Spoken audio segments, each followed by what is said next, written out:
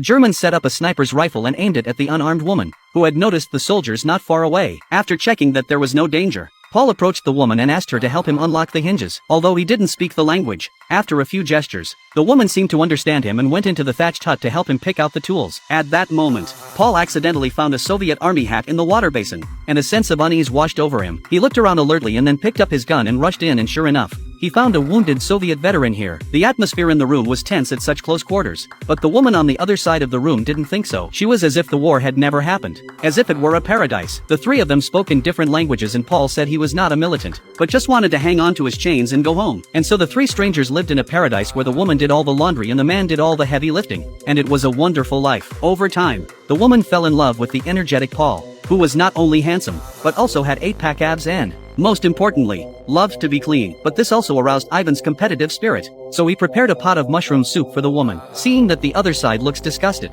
Ivan's heart is a little hurt, so he began to recite poetry to express his love. But the woman did not understand a word of it. Paul also prepared a bath, and the two men went into the sauna one after the other, saying one thing to each other that they didn't understand anyway. Suddenly, the woman came in and handed them Scandinavian bath towels. Then her eyes wandered back and forth between the two men and finally settled on the younger, stronger Paul. This made Ivan, who was older, very frustrated, as he had to sleep in a haystack every day. After a long time, Ivan couldn't stand this life and decided to leave this sad place. But the woman didn't understand what she meant and thought she was going out for a break. Poor Ivan looked back as he walked, fantasizing that the woman would come to stay. But the reality was so bleak that one thought she wouldn't leave and the other thought she would stay. It wasn't long before Ivan spotted a few enemy soldiers in the woods and, outnumbered, he rushed back to call for help.